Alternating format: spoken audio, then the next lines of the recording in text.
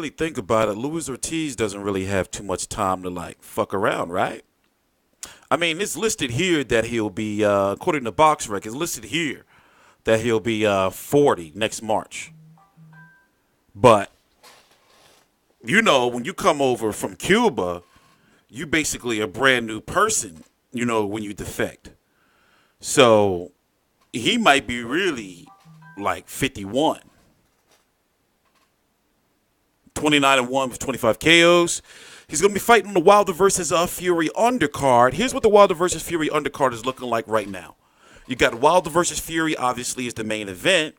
You're supposed to have Jarrett Swift Hurd defending his WBA and IBF titles against somebody ranked TBA in the top 15 of the WBA and IBF. Now, of course, since we're now about 36 or so days away from the fight, don't expect for it to be a top quality opponent. So you got Wilder versus Fury, Jarrett Swift Hurd versus TBA.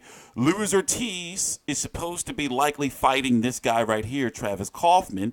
You remember him from having that tough fight with Chris Arreola, but Chris Arreola failed the drug test for pot. Then fought Amir Mansour. You're supposed to have Joe Joyce versus a TBA to be determined.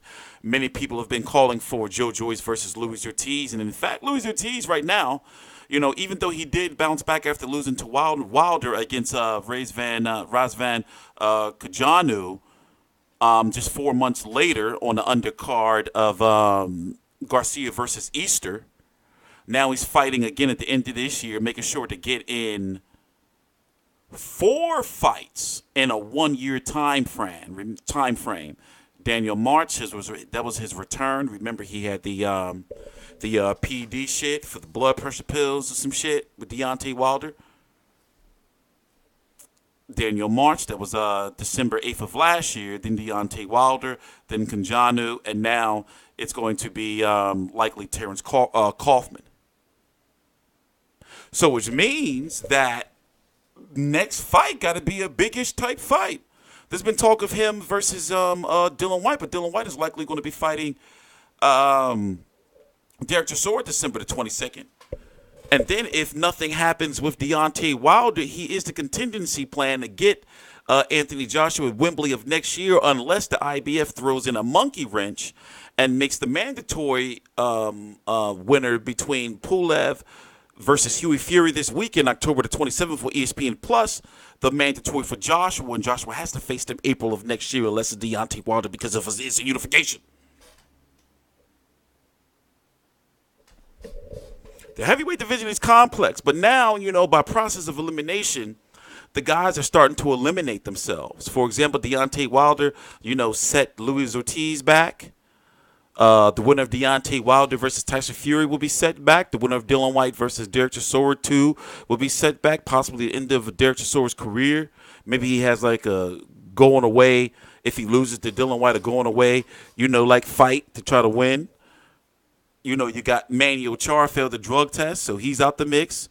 Gerald Big Baby Miller's trying to fight Fresno Quindo, even though Fresno Quindo turned down $500,000, still in the mix. Trevor Bryan, WBA interim champion, he is a Don King fighter. So expect for him to start getting a fast track to some shit. We already talked about Pulev versus Fury. We don't know what the WBO was going to do with Brian Jennings. So, you know, Luis Ortiz, like for Joe Joyce, he's 33 years old.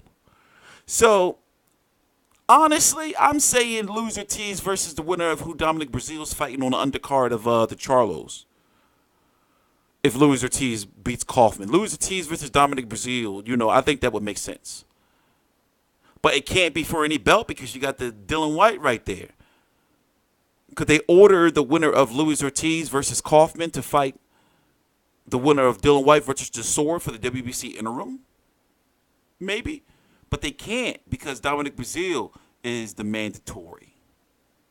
Shit is weird, man. Motherfucking boxing. It's fucking weird. It's fucking belts and shit, man. I'm tired. I need to take a nap. I've been really, really going hard the last few days. Like, I haven't been sleeping well. So things don't go well when I don't sleep well. But the good thing is, next week I'm going to take a few days off to myself to play some Red Dead, some video games. And then after, we got nothing but mainstream boxing every week all the way into the new year. Except like New Year's week or some shit. It's crazy. I'm T-Street Controversy. This is T-Street Controversy Live. Please subscribe.